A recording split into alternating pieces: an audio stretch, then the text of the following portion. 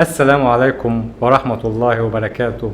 أصدقائي الأعزاء، أهلا ومرحبا بكم في بودكاست بزنس ونجاح. إحنا كرواد أعمال مرينا بتجارب كتيرة جدا سواء فاشلة أو ناجحة عشان نقدر نحقق نجاح معين في حياتنا، ومن الواجب علينا إن إحنا نقدم خبراتنا وتجاربنا لكل حد هو بيبتدي في الطريق ولكل حد هو ماشي في الطريق. تجارب والخطوات اللي إحنا مشيناها في الطريق هي ديت معظمها بتبقى واحدة على كل الناس، سواء اللي دخل واللي سبقنا واللي ماشي نفس الطريق او اللي لسه هيبتدي يخش الطريق. علشان كده هنستضيف في البرنامج بتاعنا تجارب حقيقية وخبرات واقعية على ارض الواقع، ناس فعلا جربت وخدت خطوات منها الفاشلة ومنها الناجحة. هنتكلم عن الخطوات الفاشلة اكتر من الناجحة علشان اللي لسه داخل في الطريق يبقى عامل حسابه وعارف ايه الخطوات اللي ممكن تفشل عشان ما يقعش فيها، وايه الخطوات اللي ناجحة والتجارب اللي ناجحة علشان يمشي على نفس الخطى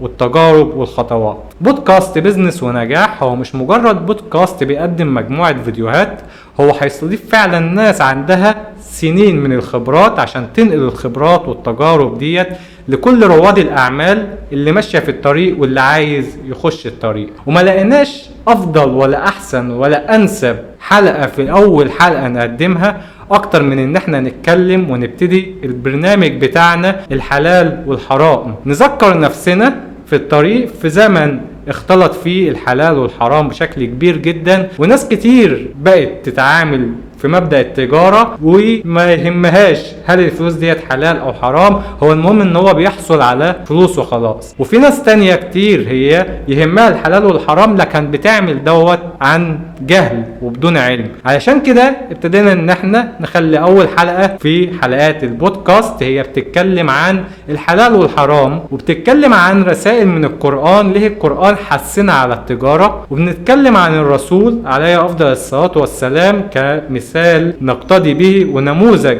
نقتدي به في التجارة، لان الرسول عليه افضل الصلاة والسلام كان تاجر.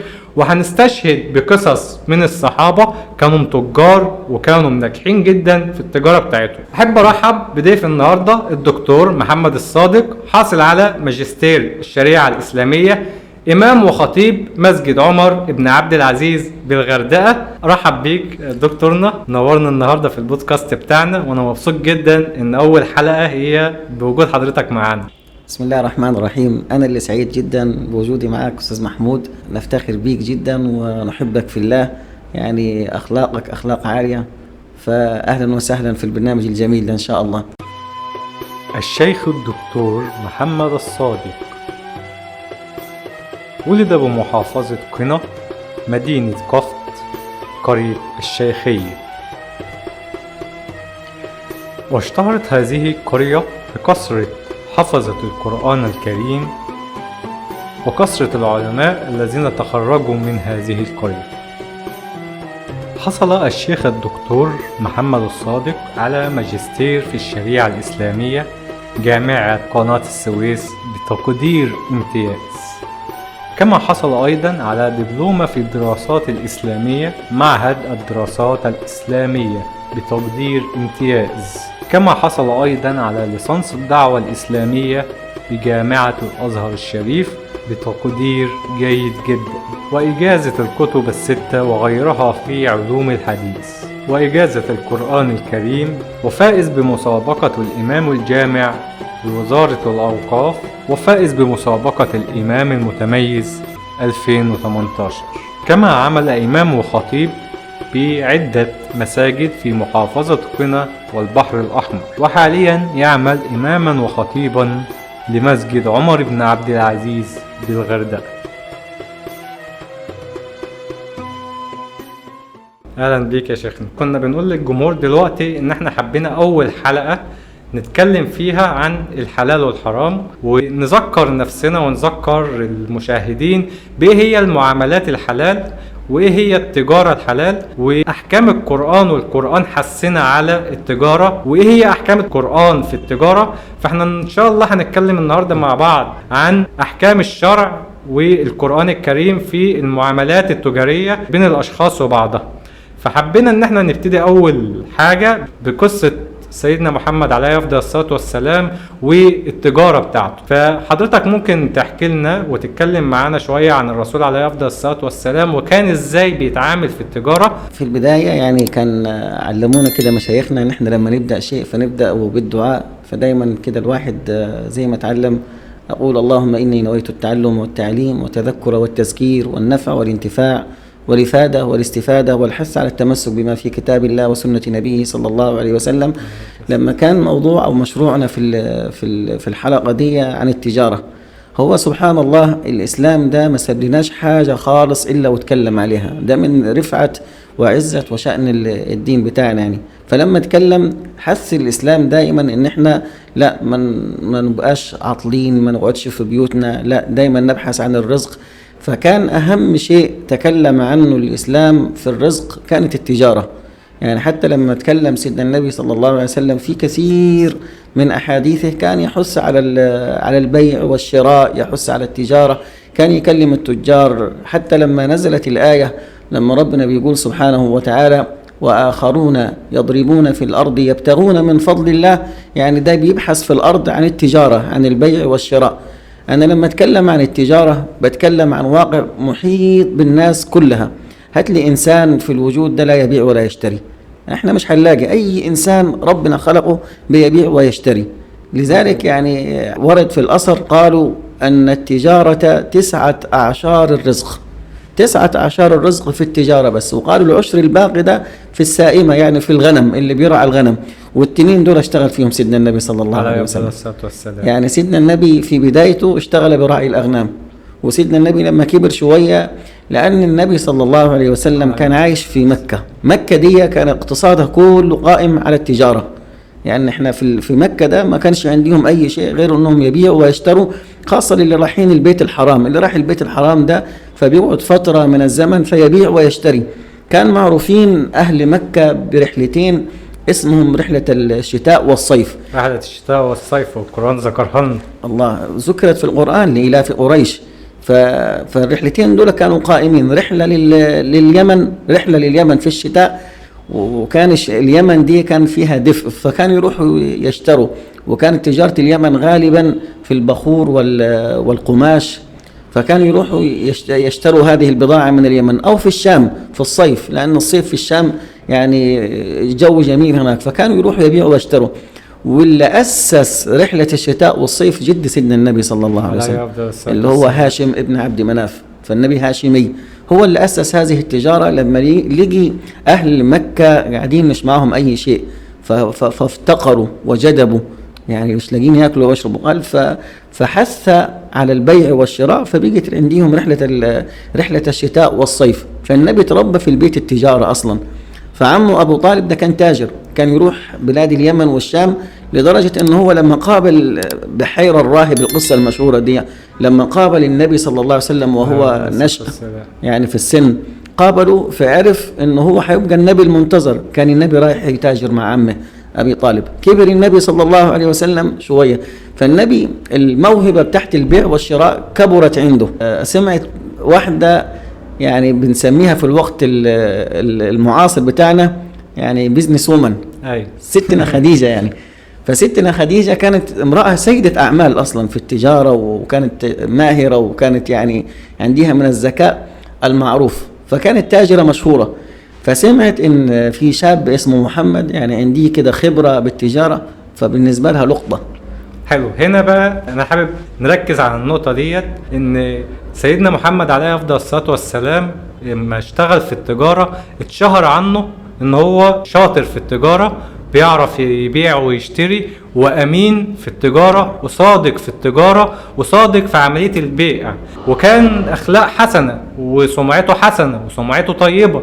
فإذا من هنا جات له فرصة، يبقى هو لما تحلى بالصفات ديت جات له فرصة. وده كان كمان قبل بعثة الرسول وقبل الإسلام. فهو لما كان أصلا لسه قريش على العقيدة بتاعتها وفكرها اللي هو عبادة الأوثان والأصنام، وما كانتش لسه الرسالة جات لسيدنا محمد عليه أفضل الصلاة والسلام، بس هو كان مشهور وسطيهم بالصادق الأمين.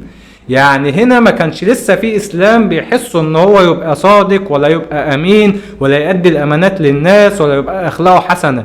هو ديت كانت صفاته اصلا، كان بيشتري ويبيع وبيكسب بشكل كويس بسبب سمعته الطيبه. فبالتالي لما كان بيروح كان خلاص عمل لنفسه عملاء او زباين بمعنى اصح، عرفوا الراجل دوت صادق وامين وبضاعته كويسه، فبقوا يروحوا يشتروا منه. فابتدى كمان تيجي هنا ستنا خديجه تخليه ان هو يمسك التجاره بتاعته لما عرفت ان في شخص شاطر في التجاره وامين وصادق.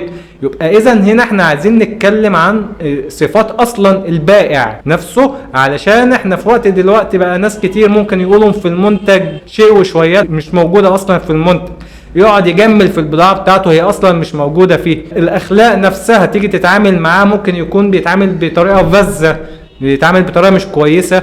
فاحنا هنا عايزين نتكلم عن صفات البائع نفسها اللي كان سيدنا الرسول عليه افضل الصلاه والسلام متواجده فيه، تاجر بمعنى اصح. انت عارف يا استاذ محمود قصة الصادق الامين دي اصلا دي اساس التجارة.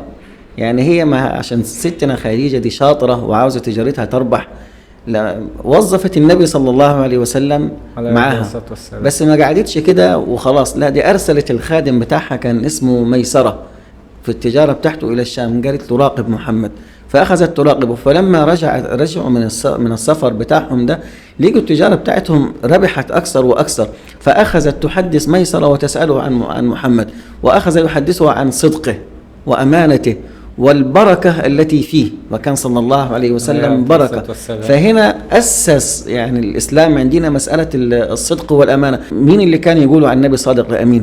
ده هم الكافرين نفسهم او الغير مسلمين بالنبي كانوا ينكروا عليه رسالته، بس ما انكروش صدقه ولا امانته صلى الله عليه وسلم. يعني حتى لما احنا بنتكلم دايما في الكتب يقول لك انتشار الاسلام، عارف انتشار الاسلام في بلاد افريقيا واسيا ما كانش يروحوا يبعثوا الوعاظ ولا المشايخ ولا العلماء، ما انتشرش الاسلام ولا بالسيف، طبعا انتشر عن طريق التجار. كان طبعا يروحوا يبيعوا ويشتروا في بلاد افريقيا واسيا، فلما كانوا يروحوا يبيعوا فكان يلاقوا أهل البلد أخلاق عالية، صدق أمانة يعني عفة شرف، فتعجبوا، قال فكان ذلك داعي ليهم أنهم يدخلوا الإسلام. التاجر ده أصلا ممكن يدخل أمة ويدخل دولة من الإسلام عن طريق أخلاقه. مظبوط صح. واحنا كمان في بلد، يعني احنا دلوقتي في بلد سياحية بيجيها سياح من كل مكان.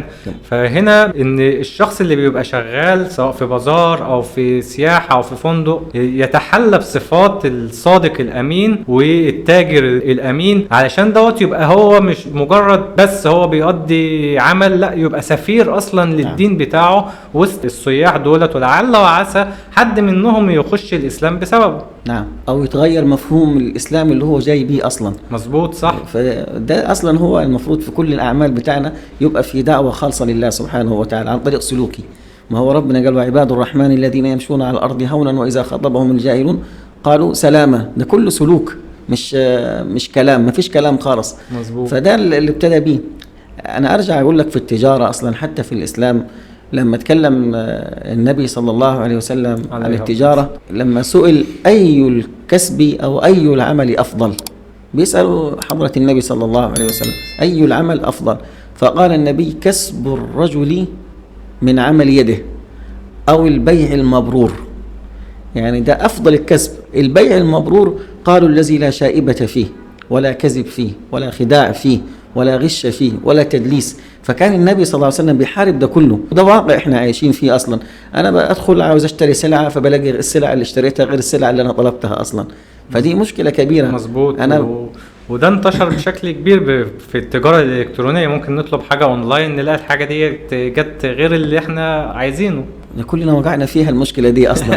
ده حقيقي. انا اروح اطلب حاجه الاقي مثلا شيء، طبعا انت عشان ترجعها تعال لي تاني انت، طب انا هدفع ثمنها نفس الثمن تاني عشان ارجعها لك، فدي خيانه. ده غش اصلا.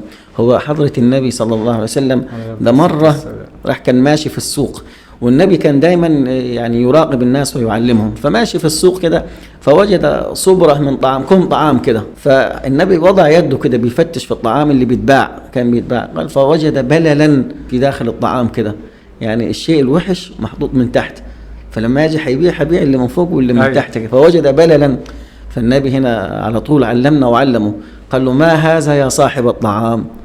قال: أصابته ماء السماء يا رسول الله، اللي هو الندى أو المطر. قال: أصابته ماء السماء. قال: هلا وضعته من فوق ليراه الجميع، انت حاطه من تحت ليه؟ من غشنا فليس مني.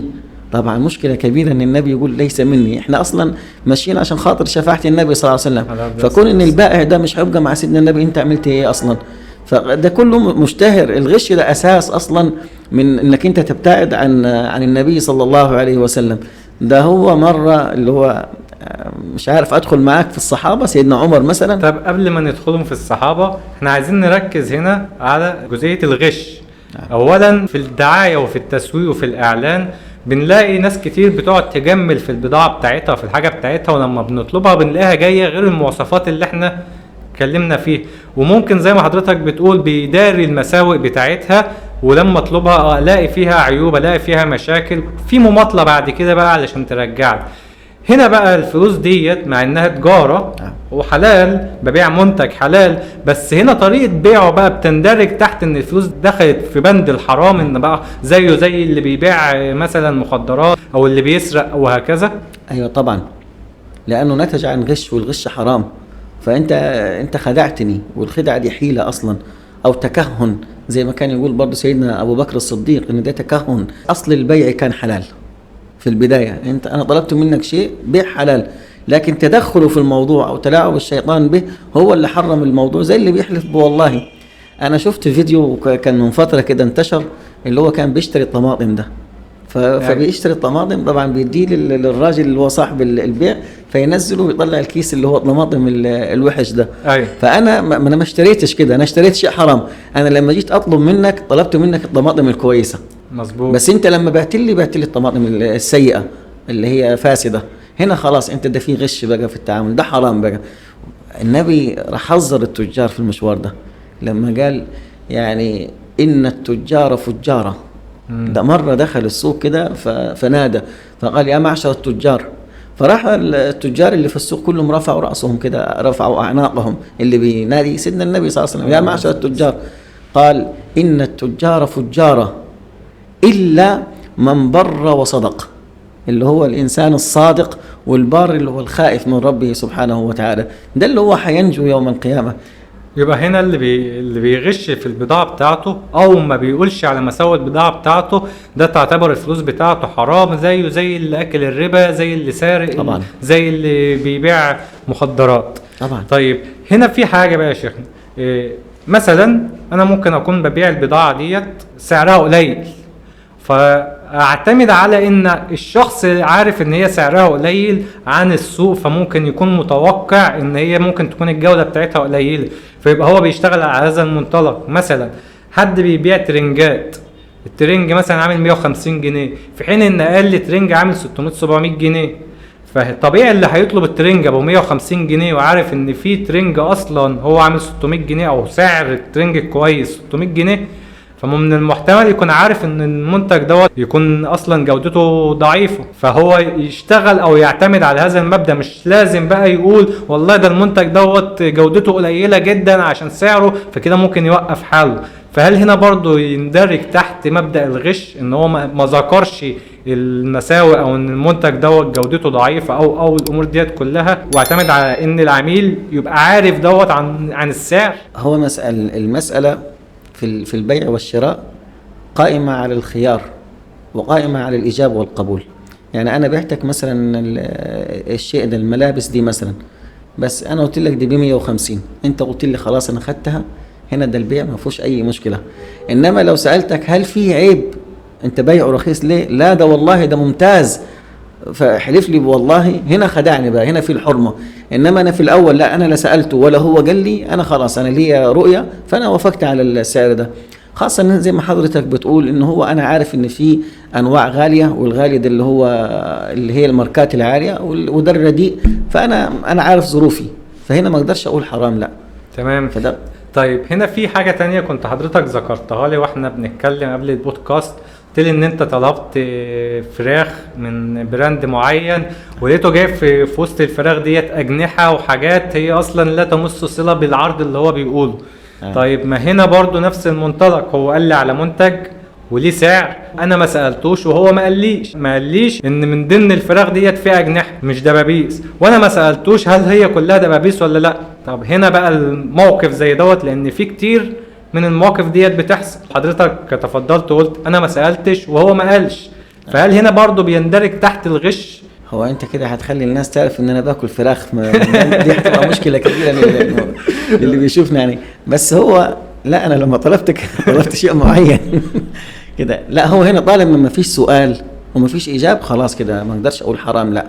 انما هو القصه فين ان انا اختار شيء معين، زي مثلا اختار ماركه معينه، اخترت نظاره معينه فانا اخترتها للاسم بتاعها، فجاب لي اسم مزيف يعني اسم تقليد اصلا. هنا انت خدعتني، انت عارف ان انا طالب الاسم ده، انا طالب الشيء ده عشان خاطر اسمه، وده اللي بتحصل، دي المشكله ده الخداع وده الغش. هنا في حرمه انا هتقع على التاجر. في ناس وليكن احنا في البيت عندنا زوجتي ممكن تطلب فراخ ويجي لها الفراخ تلاقي مثلا معظم الفراخ ديت مليانه ميه.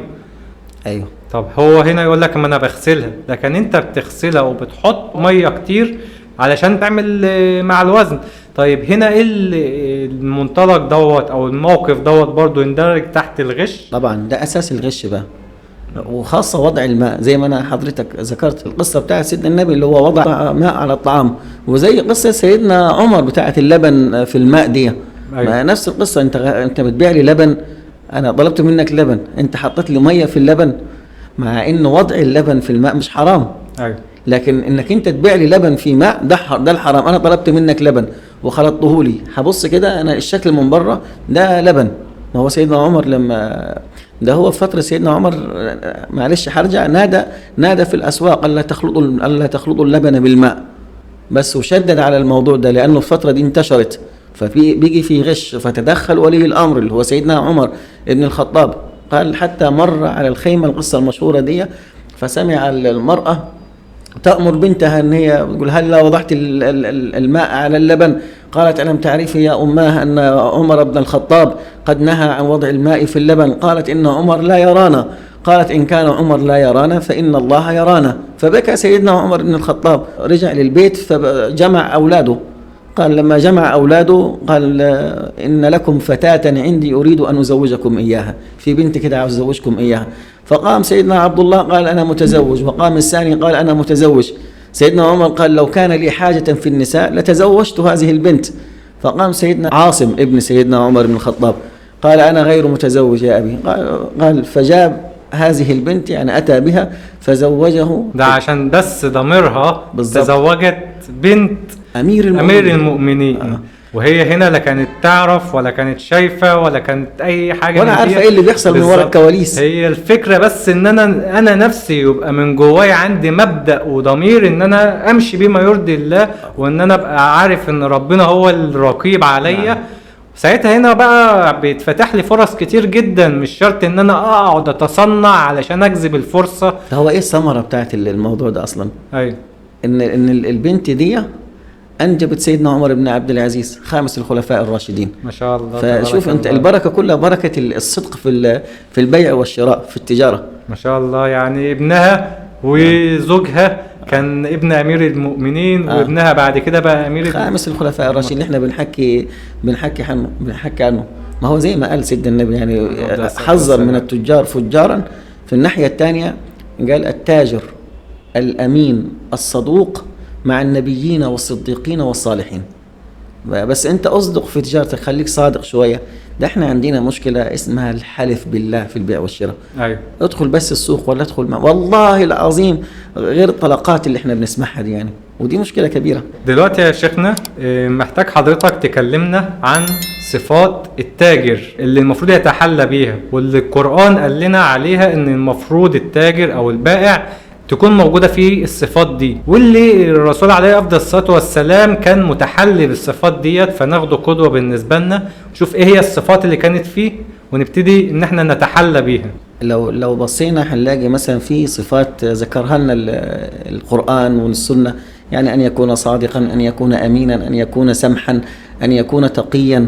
هنلاقي مثلا في الصدق، أنا بقول لحضرتك لا يعني هيكون صادق مع نفسه. واحنا شفنا يعني أمثلة كثيرة. أنا بروح للتاجر ده أنا عاوز أشتري السلعة دي، يقول لك لا ما تشتريهاش، يعني السلعة دي فيها عيب كذا معلش، فده صادق مع نفسه. فانت دي الامانه اللي هو بيسالوا عنها ربنا سبحانه وتعالى، ده الصادق. انا بقول لك حضرتك في حد اسمه محمد بن المنكدر.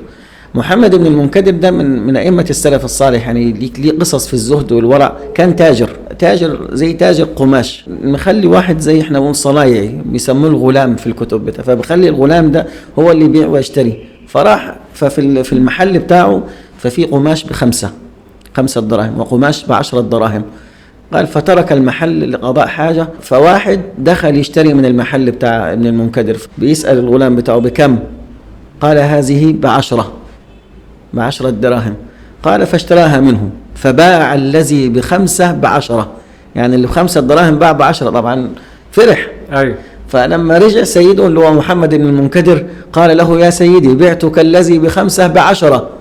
قال اتق الله، أغششت الرجل، أخدعت الرجل. هنا في خداع، لأنه هو حدد ده قماش ب5 وده قماش ب10. فترك السوق محمد بن المنكدر وأخذ يجري في السوق يبحث عن المشتري. قال من اشترى من ابن المنكدر؟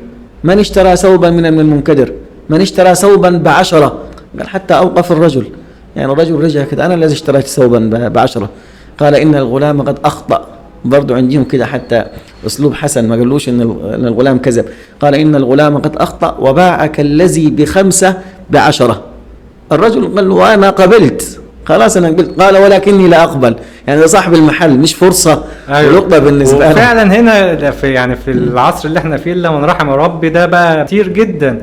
هو بقى يقول لك رقم على حسب الشكل اللي قدامه، لابس بدله وعربيه حلوه فيقول لك رقم، لابس قميص وبنطلون على قد حالك فيقول لك رقم. دي جزئيه تانية عايزين نتكلم عليها بعد ما تقول لنا الصفات. واللي هو بيبيع بكذا ذمه على حسب الشكل اللي قدامه. بس عايزين نكمل الاول الصفات علشان ما نتوش عنها. احنا قلنا دلوقتي اول حاجه الصادق. نعم، ان يكون صادق، والتاجر الصدوق مع النبيين والصديقين والشهداء، وان يكون امينا. ما دي برضو من الامانه، ان يكون امينا. انا يقول لي على العيوب اللي فيها، مش يداري العيوب اللي فيها. احنا عندنا مشكله ان احنا بندار العيوب دي، العيوب اللي فيها. انا اكون قارئ كده على النت مثلا او حاجه زي كده ان التليفون ده مثلا فيه عيوب كذا وكذا، واروح له اقول له انا عارف العيوب، ينفي لي هو العيوب اصلا. يقول لي لا ما فيهاش عيوب خالص، ما تصدقش كلام النت. على ما اشتريتها الاقي نفس العيوب. هنا ما فيش امانه اصلا. مظبوط. يعني دي مشكلتنا، ان هو عدم الامانه.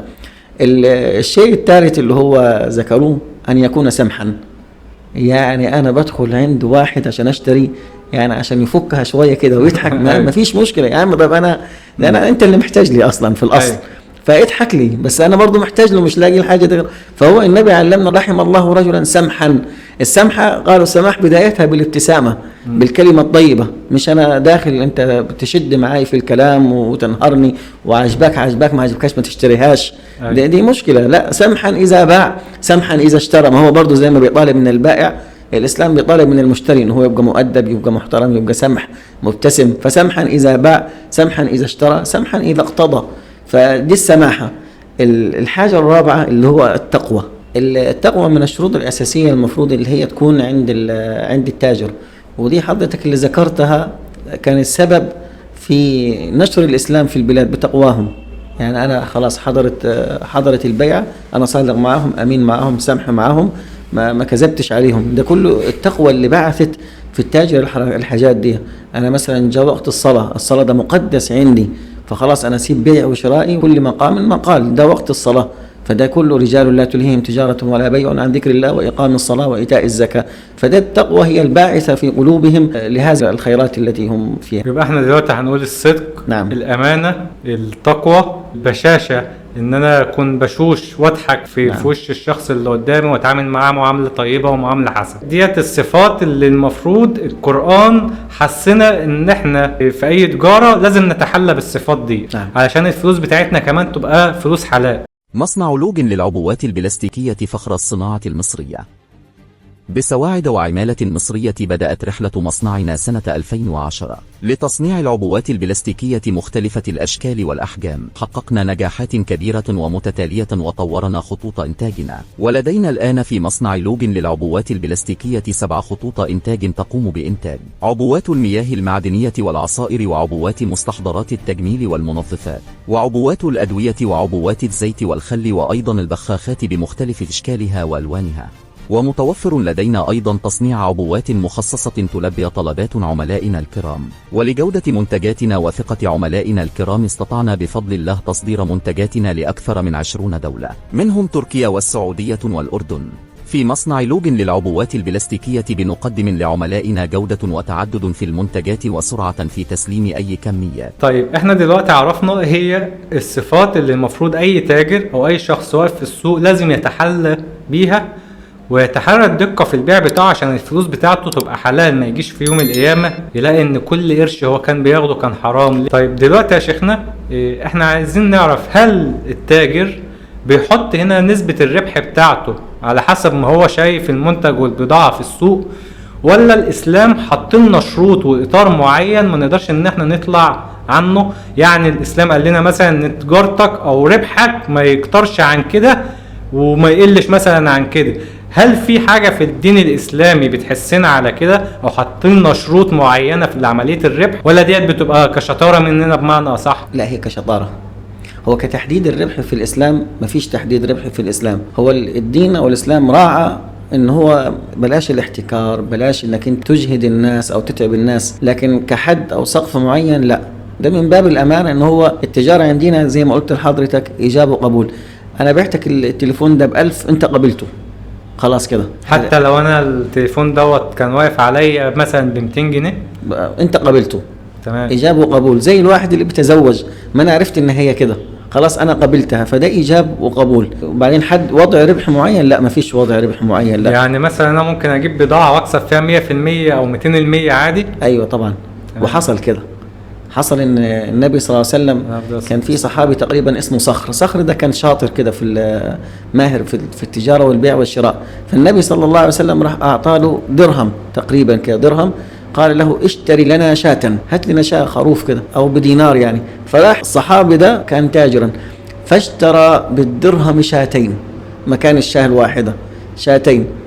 بعد ما اشترى باع شاة بدرهم، فرجع إلى رسول الله بشاة ودرهم. النبي مديله درهم واحد، فالنبي دعا له حتى بالبركة. مرة سيدنا الزبير بن العوام اشترى أرض كده ب70,000، باعها ابنه سيدنا عبد الله بن الزبير، باعها ب1600 ما شاء الله، اللي هو كان مشتريها ب70,000 أصلا أو حاجة و70,000.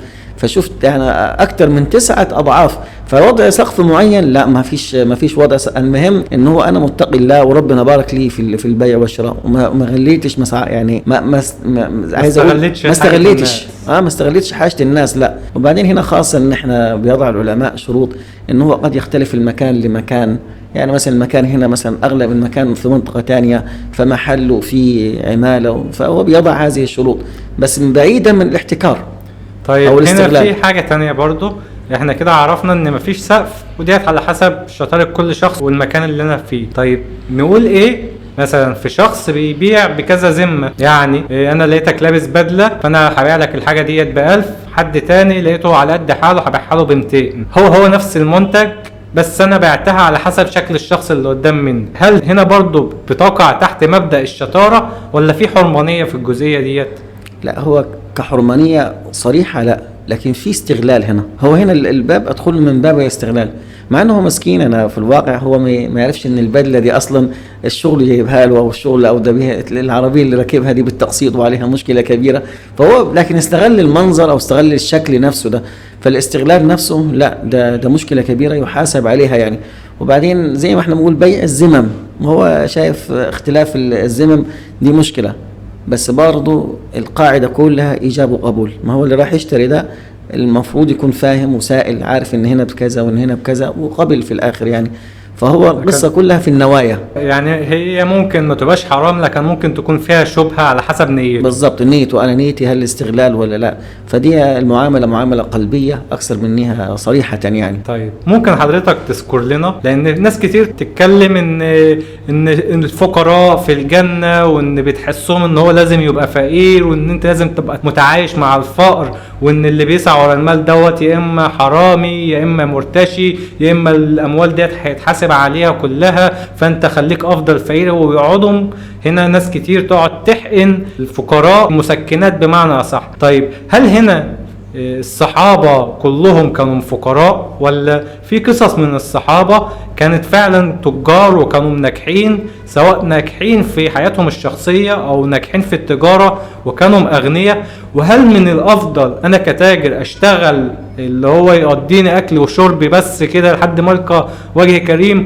ولا اسعى ان انا ابقى راجل غني؟ لان الغنى دوت ممكن في وقت من الاوقات انا اقدر افيد بيه ناس كتير واتصدق منه واعمل منه خير. ايه الافضل؟ وهل هنا قصة من قصص الصحابة ممكن تفيدنا في حاجة زي كده؟ ومين هو الصحابي اللي كان تاجر وفي صفات التاجر الصدوق والامين وفي نفس الوقت كان غني وكان شاطر في التجارة لحد ما بقى غني فعلا؟ ده مش صحابي واحد، دول صحابة كتير. يعني زي ما بقول لحضرتك أهل مكة أصلا كانوا تجار، فتبص كده لغناهم، لا دول كانوا من تجارتهم أغنياء جدا، سواء المسلمين أو غير المسلمين. في غير المسلمين في البداية كان منهم أبو سفيان بن حرب، ده كان تاجر كبير، من ضمنهم أبو جهل كان تاجر كبير. هتدخل في المسلمين نلاقي مثلا سيدنا عثمان بن عفان، تلاقي سيدنا أبو بكر الصديق كان غني وكان تاجر، هنلاقي سيدنا عبد الرحمن بن عوف. الإسلام عمره ما دعا إلى التواكل أو دعا إلى الفقر. إذا كان هو سيدنا علي كان يقول لو كان الفقر رجلا لقتلته، إنما إحنا بنتكلم عن أقدار، قدر إن هو اشتغل بس ما فيش فلوس، لكن هو ربنا أمره إن هو يسعى. زي ما قلنا 19 الرزق في التجارة، ده هم كانوا يبصوا ينظروا للتجارة دي على أساس إن هي يعني مبتغى، وكانوا تجار وكانوا ماهرين وكانت لهم حياة، يعني حياة جميلة في طلب في السعي للرزق والوصول للغنى. يعني اصلا الاسلام والدين حسنا على الطموح والسعي الله. والعمل والغنى، يعني مش اللي هو بقى لازم نبقوا فقراء علشان نبقوا قريبين من ربنا، لا هو حسنا على الطموح وعلى السعي وعلى العمل. كلمة الطموح دي جميلة جدا، والإسلام فعلا حسن على الطموح، والصحابة كانوا يعملوا على هذا الطموح. يعني هم الفقراء اللي دايما بتتكلم عليهم الكتب قلة معينة كان اسمهم أهل الصفة، إنما الباقي لا، ده النبي كان يحثهم. ده مرة واحد دخل يسأل النبي صلى الله عليه وسلم لقيه شاب، قال له لا اذهب فاحتطب وبيع ما احتطبت، روح كده جيب حطب كسره كده بالقدوم وأول ما تجيبه بيعه. فباعه الرجل بعد ما كان يسأل الناس، صار من أغنى الناس. فده كله بالتحريك للتجارة. كان منهم سيدنا عبد الرحمن بن عوف. عبد الرحمن بن عوف ده كان آية، المفروض الشباب أصلا يأخذوها مثل، آية في السعي على تكبير تجارته، بل بداية تجارته وتكبير تجارته والغنى. كان من أغنى الناس سيدنا عبد الرحمن بن عوف. تخيل أن سيدنا عبد الرحمن بن عوف ده كان تاجر في مكة، فلما أسلم ضيقوا على المسلمين في مكة، فقالوا إذا أردت الهجرة للنبي فدع مالك، فترك ماله وترك دياره وراح للمدينة المنورة للنبي صلى الله عليه وسلم. فلما دخل للمدينة سيدنا عبد الرحمن دخل فقير، لا معه ولا له، يعني هو كان غني اصلا ومعاه تجاره وفلوس عشان الدين، بس علشان دينه بالهجرة ساب كل امواله ورجع فقير من اول وجديد. بالضبط. هل قاعد بعد ما دخل المدينة ندم واشتغل يفتكر ذكرياته وأنا كان معايا؟ لا، خلاص اللي فات مات زي ما احنا بنقول. بدأ بداية جديدة سيدنا عبد الرحمن بن عوف. النبي كان لما دخل المدينة آخى بين المهاجرين والأنصار، والأنصار يعني كان عندهم قمة في الاستضافة والكرم، فآخى النبي بين عبد الرحمن بن عوف وبين صحابي اسمه سعد بن الربيع من الأنصار، وكان ده من أكثر أهل المدينة مالا. فسيدنا طبعا سعد ده من كرمه قال أخوه في الله عبد الرحمن بن عوف، قال إنك تعلم أن لي مالا كثيرا وأن لي زوجتين. كان لسه الحجاب ما نزلتش آية الحجاب. قال فأطلق زوجة فتأخذها لك، هو جاي من غير زوجة وأولاد، وهذا مالي أقتسمه أنا وأنت. فرصة كبيرة، تخيل واحد جيب لك فلوسه وجيب لك واحدة تتزوجها، ما بس هم كانوا عفة الصحابة. رفض، قال له بارك الله لك في أهلك وبارك الله لك في مالك، لكن دلني على السوق، أنا عارف طريقي. هو عارف عارف هو هيعمل إيه مهما يقع، عارف هو طريقه فين بالضبط. وده اللي حصل، دلني على السوق. أخذ يحدثه عن السوق والكبار بتاع المسكين السوق، وإيه البيع اللي يكسب ويربح، ففهم منه فدله على السوق. اللي جاي عبد الرحمن بن عوف اللي هو جاي كده بثوب واحد وجاي معهوش فلوس ولا معه زوجة، قال فغاب ما يقارب شهرا أو أكثر كده، فدخل على النبي صلى الله عليه وسلم ورائحته تفوح. كان سيدنا عبد الرحمن ده زي ما بنقول جنتلمان كده، فدخل ورائحته تفوح. فالنبي أول ما شافه وكده مهندم ومسرح شعره، النبي قال له مهيم، كلمة مهيم دي يعني إيه اللي حصل لك يا عبد الرحمن؟ مهيم ايش يا عم. فقال له مهيم، قال يا رسول الله تزوجت، ايوه ما شاء يعني الله. تاجرت وتزوجت. فقال يعني ما كان صداقك؟ قال شيء من ذهب. قال أولم ولو بشاه، سنة الوليمة دي يعني. فسيدنا عبد الرحمن شوف رجع للسوق، فبيتكلم سيدنا عبد الرحمن بن عوف عن تجارته، فبيقول وكنت أرى الحجر أو الصخرة، قال ولو رفعتها فشئت أن تكون ذهبا أو فضة لفعلت. يعني أنا من الشطارة بتاعت سيدنا عبد الرحمن بن عوف. اللي جاء عبد الرحمن بن عوف اللي هو جاي معهوش حاجة، لما حسبوا تجارته يعني الميراث اللي سابوه، قالوا آلاف حسبوا مليارات الدولارات مثلا معاه. لا ده هو كان متزوج 4 ما شاء الله. فكان نصيب الواحدة فيهم ما يزيد عن 50,000. تخيل إذا كان نصيب الزوجة اللي هي التمن كده وهم من 4، فما بالك بنصيب الأولاد. بقول لك واحد كده حسبها كده، أنا مش فاكر الرقم، فحسبها حساب سيدنا، لأن سيدنا الحافظ ابن حجر العسقلاني ذكر الثروة بالضبط اللي تركها عبد الرحمن بن عوف. قاسوها كده بالدولار الأمريكي حاليا، شفت أنا 850 مليون دولار. ما شاء الله. يعني دي التركة اللي هو في العصر بتاعه ده بقى الطموح اللي هو وصل ليه سيدنا عبد الرحمن بن عوف. بس كان حاطط شوية شروط كده في التجارة بتاعته. فكان يقول لا أبيع، لما كان يتكلم كده يعلم الناس البيع، كان يقول لا أبيع بالدين ولا أغش فيه. يعني كان اللي يبيع بالدين ما يبيعش، ما يدينش يعني خد وبالك، لا انت معاك فلوسك كيشني. بالظبط. ولا بحتكر ولا بغش في البيع بتاعي. ده كان سيدنا عبد الرحمن بن عوف. طيب يعني ديت من اكتر القصص اصلا المحفزة. ده نموذج من الاشخاص اللي كان غني جدا وبعد كده وقع ورجع فقير، ما استسلمش لدوت ورجع ابتدى من نقطة الصفر من جديد وبقى شخص غني تاني مرة اخرى. فده دليل على ان الخبرة هي ديت اللي بتجيب الفلوس، مش الفلوس هي اللي بتعمل الشخص.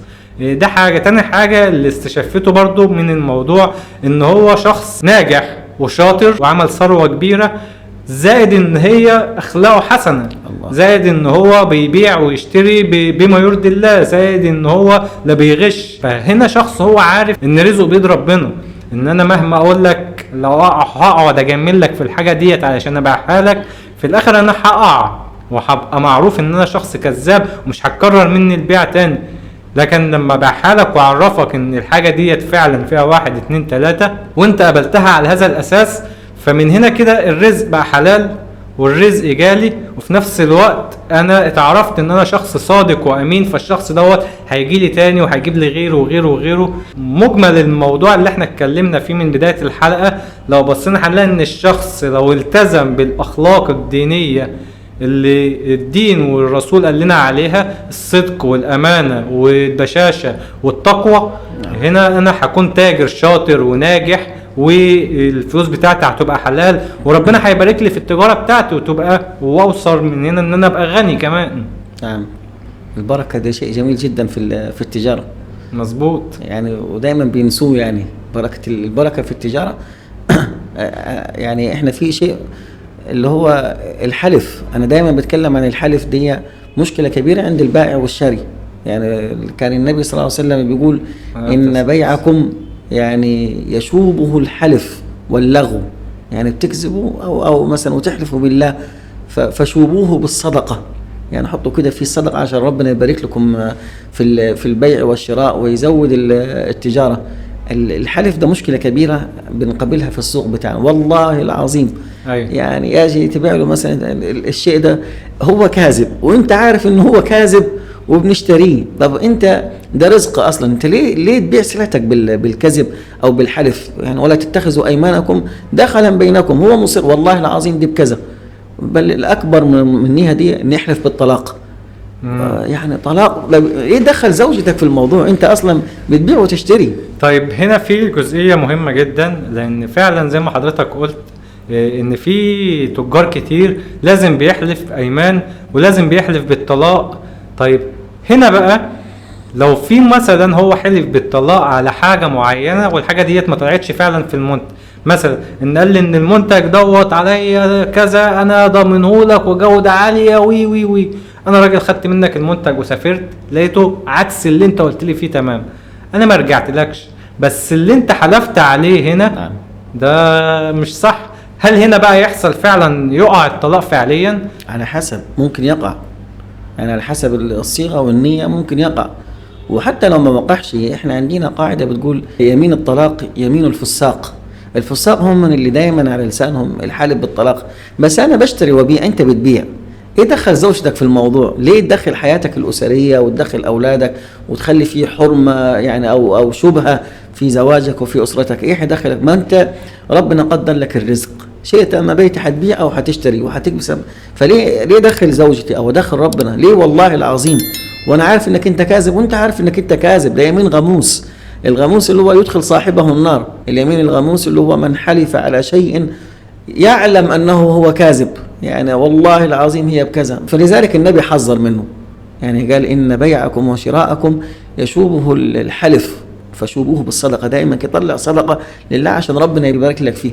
ده كان يعمل سيدنا عبد الرحمن بن عوف برضه. حضرتك تقول لنا رسائل من القرآن أو آيات من القرآن ذكرها وحسنا على التجارة وحسنا على البيع الحلال والحرام، وآيات بتمنعنا أو نواهي ربنا قالها لنا صريحة كده في آياته القرآنية إن ما تعملش الحاجات ديت في التجارة علشان كده هتبقى حرام. نعم، احنا عندنا الآية اللي هو ربنا سبحانه وتعالى وسع الموضوع وأحل الله البيع، فالبيع ده حلال مفهوش، فربنا ادانا حلال واسع، فليه نضيقه؟ هنجي نلاقي مثلا وآخرون يضربون في الأرض يبتغون من فضل الله، بيبحثوا عن التجارة ويبحثوا عن الكسب الطيب. بس هو حذرنا في الناحية الثانية ويل للمطففين. تعالى للمطففين دول، حذرنا ان احنا اللي بيبيع ويشتري ده او اللي بيبيع ده ان هو يتلاعب في الميزان. ده ربنا أرسل رسول اسمه سيدنا شعيب، أرسلوا إلى قوم كانوا يتلاعبون في الميزان. أرسلوا، كانت أهم شيء في رسالته أنهم يقولوا يا قوم أوفوا المكيال والميزان ولا تبخسوا الناس أشياءهم، ما بتظلموش الناس في بيعهم وشرائهم. تخيل كده رسالة، أهم شيء في رسالة الرسول اللي أرسله ربنا عدم اللعب في الميزان. أوفوا الكيل والميزان أو أوفوا المكيال والميزان ولا تبخسوا الناس أشياءهم. لما تجي تشتري ما تمضلش فيها، ما تقولوش دي فيها كذا وفيها كذا عشان خاطر أنا أبقى تاجر كويس واشتريتها وبخست الناس حقه. فدي كلها تكلم عنها القرآن الكريم. هنا أصلا القرآن بيخاطب اللي بايع نفسه ما يلعبش في الميزان، وبيخاطب اللي شاري ان هو ما يبخس الناس اشياءهم يعني. نعم. لان احنا بنلاقي دلوقتي فصال، انا بقول لك الحاجة دي ب1000، لا الحاجة دي فيها كذا وفيها كذا وفيها كذا، عشان ياخد الحاجة ديت مثلا ب200 ب300. او افرح اقول ده انا اشتريتها بكذا والله من الراجل ده. بالظبط. وممكن هنا يعني حتى الشخص المقابل يوافق اضطرارا لهدف ان هو مثلا عايز يبيع الحاجه ديت، اضطرارا ان هو مضطر. نعم. يعني هو مش مجرد ان هو تراضى، لا هو ممكن يبيعها بس علشان اضطرارا ان الفلوس اللي هو هياخدها للحاجه دي. فهنا برضو بتقع على الشاري نفسه حرمانيه ان هو ما يبخس الناس اشيائها، وان المقابل ممكن يضطر يبيع له الحاجه ديت بالسعر دوت عشان بس هو مضطر مش عشان هو تراضى. فهنا برضه ممكن تقع حرمانية على المشتري نفسه. طبعا، وفيها شيء من عدم الرضا. يعني ده من عدم الرضا.